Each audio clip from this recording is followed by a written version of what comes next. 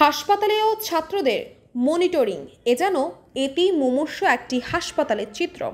রাষ্ট্রীয় কাঠামো মেরামত অংশ হিসাবে নলসিটিতে আজ সকাল থেকে ছাত্রদের একটি টিম দুপুর 12টার দিকে উপস্থিত হয় নলসিটি উপজেলার স্বাস্থ্য কমপ্লেক্সের খোঁজ খবর নিতে যায়, কিন্তু হাসপাতালটিতে একরকম এতিম অবস্থায় পাওয়া যায়। ছাত্ররা দুপুর 12টার সময় গিয়েও দেখেন নতুন পতাকা স্ট্যান্ড খালি পড়ে আছে, উত্তোলন করা হয়নি জাতীয় পতাকা। হাসপাতালের নানাবিধ সমস্যা নিয়ে কথা বলতে গিয়ে উপজেলা স্বাস্থ্য ও পরিবার পরিকল্পনা কর্মকর্তাকে খুঁজতে গিয়ে দেখেন তিনি তখন অফিসে আসেননি। তার কক্ষের দায়িত্বে থাকা পিয়ন জানান তিনি ঝালকাঠিতে সিভিল সার্জনের কার্যালয়ে মিটিংয়ে আছেন। সত্যতা যাচাই করতে ঝালকাঠির সিভিল সার্জনের কাছে মুঠোফোনে যোগাযোগ করা হলে জানা যায় পরিবার পরিকল্পনা কর্মকর্তা আসলে সেখানেও নেই। তখন তিনি কোথায় গেলেন, হাসপাতালের দায়িত্বই বা কার কাছে?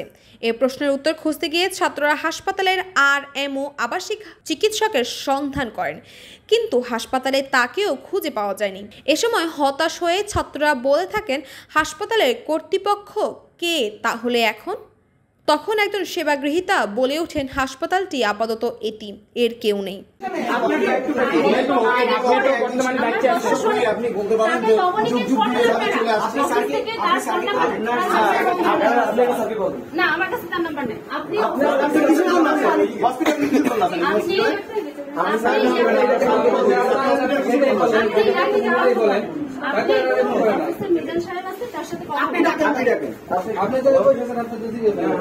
ভিডিওগুলো নিয়ম সমস্যা নেই,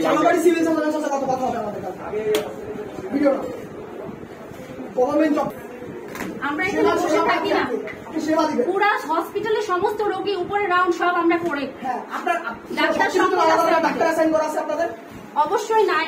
আপনি হসপিটালে কয়জন ডাক্তার কর্তব্যরত আছে তাদের আপনি সিভিল সার্জনের কাছে অবশ্যই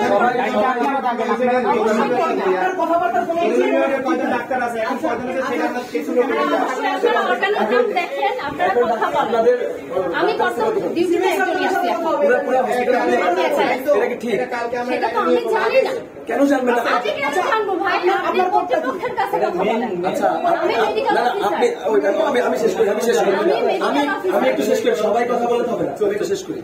আপনি এখানে দায়িত্ব আছেন না এমার্জেন্সি বিভাগে এবং পুরো হসপিটালে দায়িত্ব আছেন?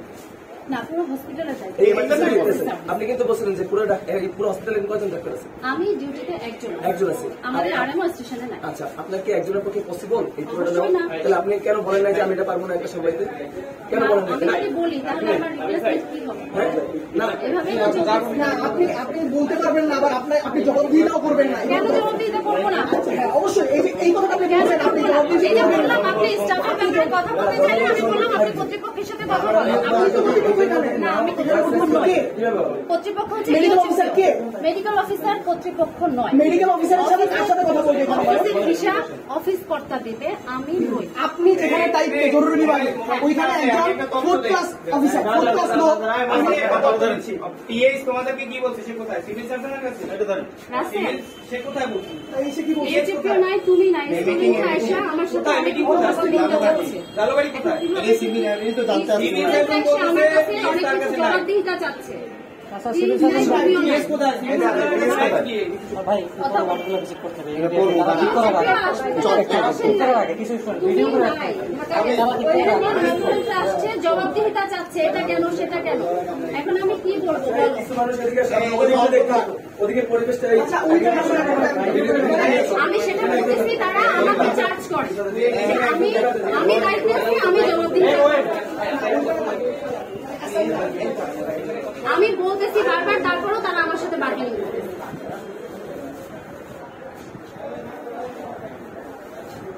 বাস্তবেও দেখা গিয়েছে এমনই চিত্র। ভর্তি রোগীদের বেডে দেওয়া হয় না মশারি, চাইলেও বদলে দিতে চায় না ময়লা হওয়া চাদর। আউটডোর চিকিৎসা দিচ্ছেন মাত্র 3 জন চিকিৎসক। রোগ নির্ণয় এক্স-রে মেশিন নেই, ফিল্ম, তাই সেটিও অচল হয়ে আছে প্রায় 2 মাস ধরে। বহুদিন ধরে বিকল হয়ে পড়ে আছে নতুন আলট্রাসোনোগ্রাম মেশিন। নেই মেরামতের উদ্যোগ। প্যাথোলজিতে চালু করা হয়নি নতুন সেল কাউন্টার মেশিন। বহুদিন আগে আনা হলেও পড়ে আছে সেটি। এক প্রকার এতি মুমূর্ষ একটি হাসপাতালের আদর্শ চিত্র যেন নলছিটি উপজেলা স্বাস্থ্য কমপ্লেক্সে। এ বিষয়ে উপজেলা স্বাস্থ্য ও পরিবার পরিকল্পনা কর্মকর্তার সাথে যোগাযোগ করার চেষ্টা করা হলেও তা ব্যস্ত পাওয়া যায়। তাসপিয়া তাবাসসুম, এই সময়, ঢাকা।